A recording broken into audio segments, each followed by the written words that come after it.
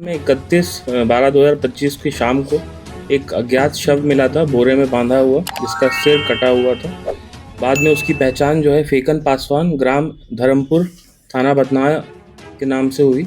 और 2 दिन के बाद उस बॉडी का जो है वो सिर भी हम लोग को बथनाहा थाना क्षेत्र से ही मिला। इस कांड में हम लोग ने एसआईटी का गठन किया था। उसका नेतृत्व जो है एसडीपीओ सदर 2 कर रहे थे, आशीष जी। और जो टेक्निकल टीम थी और जो आईओ है, उन्होंने सीडीआर एवं टेक्निकल विश्लेषण के बाद जो है जो अनीता देवी, जो मृतक की दूसरी पत्नी थी, उनसे पूछताछ किया गया। पूछताछ के क्रम में उन्होंने स्वीकार किया कि पत्नी, जो उनकी दूसरी पत्नी थी, उन्होंने ही और उनके 2 बेटे अरुण कुमार और ऋषु कुमार, इन तीनों ने मिल के जो है उनकी हत्या की थी, फेकन पासवान की।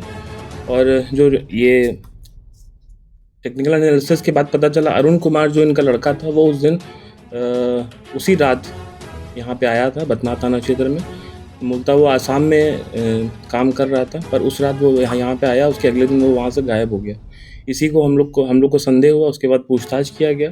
पूछताछ के क्रम में इन तीनों ने अपना जो है कन्फेस किया है घटना के बारे में। और फेकन पासवान को रात में खाना खिला के सुला दिया गया। उसके बाद उसकी जो है गर्दन काट दी गई और फिर उसको बोरे में पैक करके बाइक पे जो है उसको वहाँ पे एनएच के पास फेंक दिया गया।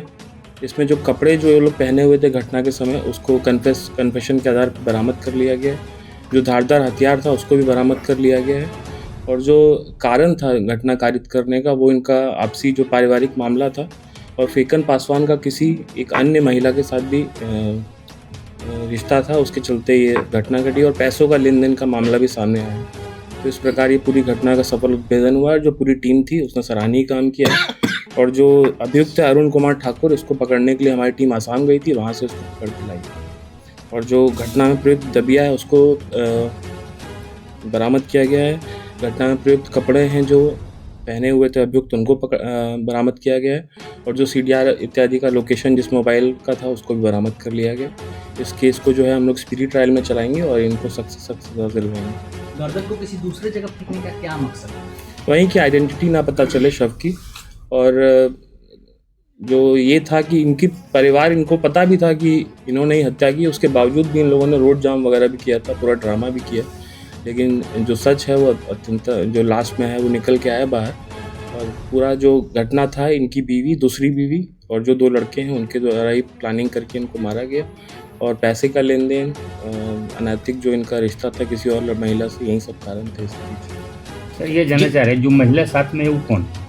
ये इनकी दूसरी पत्नी है। अच्छा, ये भी संलग्न नहीं इसमें? वार्ड सदस्य यही है क्या? नहीं, वो जिनके साथ नाजायज संबंध था, क्या वो भी आ रहे हैं जांच के दायरे में? नहीं, वो इसमें नहीं है। घटना इन तीनों लोगों ने ही की है और इनको उसके अनैतिक संबंध के बारे में पता चला। और मूलतः पैसों का भी विवाद था। 5 लाख रुपए जो है इसने बोला था कि हम देंगे, और उसमें से 3 लाख रुपए दिए भी थे। उसके बावजूद इनके साथ गाली गलौज करना और ये सब करना, इसके चलते लोग आक्रोशित थे। और ये तीनों लोगों को वो टॉर्चर भी करता रहता था कई चीज़ों को लेते हुए। ये सब चीज़ों के इनके अंदर अपने जो सौतेले पिता थे, इनके प्रति घृणा थी, जिसके चलते इन लोगों ने घटना को कारित किया। हत्या घर में ही की गई थी या हाँ, ले जाकर? सोने के बाद घटना इन घर में ही की गई थी।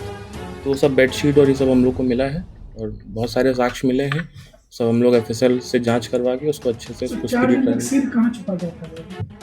सिर तो फेंक दिया गया था वहीं से। वो 4 दिन के बाद हम लोग को बरामद हो गया। सिर जो मिला था उस समय कोई स्मेल वगैरह नहीं था इसमें?